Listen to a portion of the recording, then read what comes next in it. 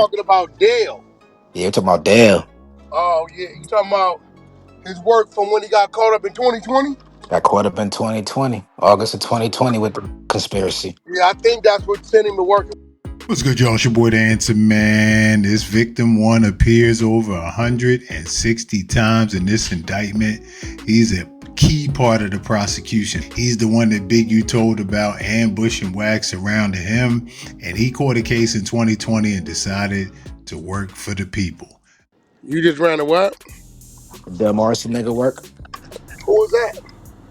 VICTIM-1. Wait, Victim-1 is who? Del Morrison. Talking about Dale. Yeah, we're talking about Dale. Oh yeah, you talking about his work from when he got caught up in 2020? Got caught up in 2020, August of 2020 with the drug conspiracy. Yeah, I think that's what sent him to work. And watch your head. We think so too. Because he went to work and looked like on them niggas in 2021. Facts. Told on them. And the investigation of Big U started February 2021 too, so timelines match up. Yep, there it go. So it all depends on who you talking to. Because you got to think about it, right? Let's keep it real. Rayshawn Williams' mama thought Big U was a nice dude too when he let the kid live with him. Brayshawn left out the Airbnb to, I guess he was trying to go home in a Lexus. Big Youth cell phone pinged to a tower near where they found the You lamp. missed the point. Big U was in the Lexus. He Right, wasn't due to go home till the next day. He was flying. right, but he was trying to leave early. But the fucked up part is that his phone pinged near a tower near the landfill. Like, how dumb is you, bro? Nah, what happened is he turned his phone off at one spot, went and did everything he did. Instead of him leaving the phone off, when he got back to the spot he left from originally, he turned it back on. So they was able to triangulate the time it went off to the time it went back on. And I remember when Prince was reading the point A to point B to point C and all that, I said, yeah, that's about 50 minutes. Prince said, like you 2 minutes off, 48. Yep, Because seen they that, able bro. to tell you that time of night, how much traffic, how long it take you to get here, here, here, there, all that. So if he'd have left that phone off until he got back to LA, he might would have been all right. But it was still a witness that put him there.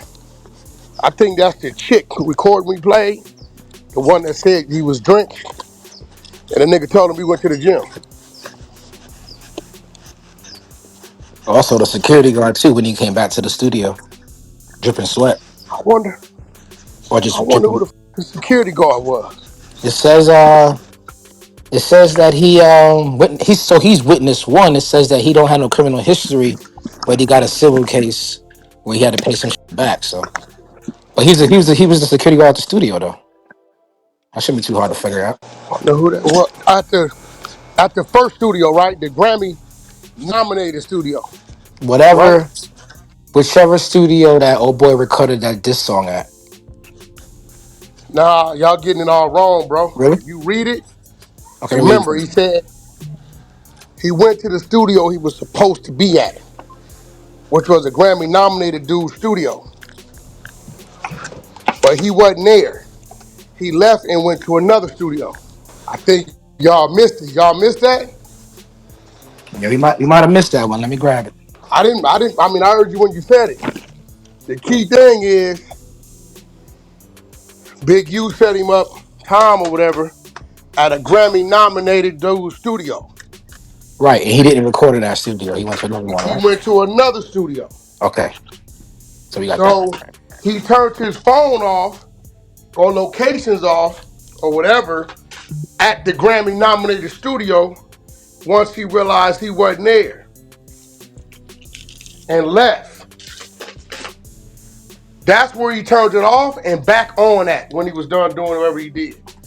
Yeah, so I think y'all missing that part. It's two studios involved.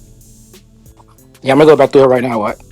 The second studio is where they say DS was told to go remove the camera footage. You don't recall that, Prince? I got that. He went back 6 days later, right? I guess. Yeah, got rid of the camera footage, told them all to go outside. And that's why I think the female's gonna testify to that. That he came in there and told him to go do that. Now, was that at Studio One or Studio Two? That's what I found out right now. You're saying Studio One to you is the Grammy Award winning one, and Studio Two is the other one, right? Yeah, cause Okay, that's what it said. I got you. It said when he got to Vegas. Remember, this is Sylvester telling the story, bro. Right. This is Robertson That's making. how I figured out it was Sylvester that told. Cause he's the only nigga that can tell they left LA. Ain't nobody but them two. Can't nobody else tell that story. They left LA and went to the Grammy nominated dude's studio where they originally booked studio time. Okay, I got it right here, Wack. Let's go over it. Let's go over it. Here we go. Let's get it right. As set forth below, there is probable cause to believe that Henley murdered victim R.W. on January 25th, 2021, and dragged his body into the desert in North Las Vegas. On that morning, detectives discovered the body of R.W. lying in the desert. It says here, NLVPD investigation revealed that R.W. was one of Henley's recording artists and was at the studio as a guest of Henley, recording for unique music, the independent record label that Henley and Martin co-founded. So in that paragraph, it doesn't specify which studio. According to a studio witness, witness one, Okay, so somewhere in there, bro, I'm reading through it right now. where they mentioned the Grammy nominated. It says, according to a studio witness, witness one who was employed as security for the recording studio, Henley was one of the last people seen. Witness one also stated that Robinson drove Henley to Vegas from Los Angeles in a dark gray Lexus, and that witness one in the security capacity encountered Henley and Robinson when they arrived at the studio and had words with them because he did not know who they were. Oh, Witness one statements to the NLVPD at the onset of the murder investigation have been corroborated by other witnesses and cell phone location data, among other evidence. so witness one is a security guard. It's a security guard at the first studio that they went to, that Big U and Robinson went to. The first studio. First studio. First Okay. studio. I'll keep going. Yep. Okay, it says, I'm kind of reading through it first.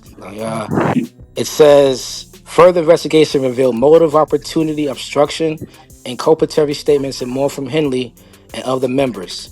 It says, the murder in connection to the Big U Enterprise on January 20th, 2021, 5 days before the and 3 days before Henley and Robinson drove from Los Angeles to Vegas, RW recorded a diss, a song that the police later obtained.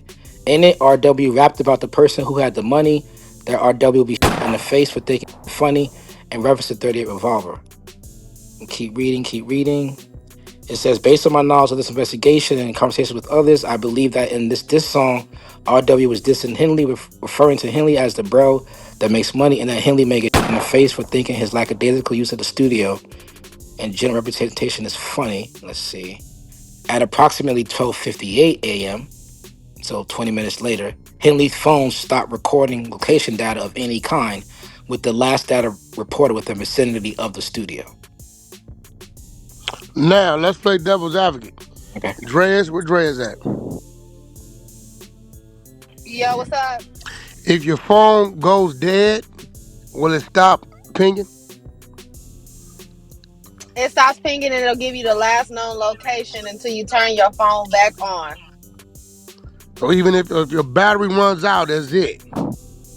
That's it, but you can still locate your phone. Like even now, let's say your phone dies, it says your iPhone can still be located, but it's not going to give you exact location. And you give you the last time it pinged from a tower until the phone is fully turned back on. Okay, so he can honestly claim his phone died there. That could be plausible. I'm telling you, listening to this, if Robinson wouldn't have gave up the goods, he had action. It could have went either way.